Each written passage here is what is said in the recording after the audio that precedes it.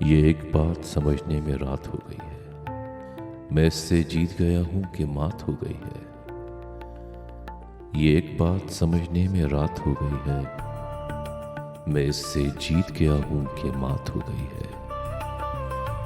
میں اب کے سال پرندوں کا دن مناؤں گا، میری قریب کے جنگل سے بات ہو گئی ہے۔ بچھڑ کے تجھ سے نہ خوش رہ سکوں گا سوچا تھا، تیری جدائی ہی وجہ نشاط ہو گئی ہے۔ بدن میں ایک طرف طلوع میں نے کیا، بدن کے دوسرے حصے میں رات ہو گئی ہے۔ میں جنگلوں کی طرف چل پڑا ہوں چھوڑ کے گھر، یہ کیا کہ گھر کی اداسی بھی ساتھ ہو گئی ہے۔ رہے گا یاد مدینے سے واپسی کا سفر، میں نظم لکھنے لگا تھا کہ نعت ہو گئی ہے۔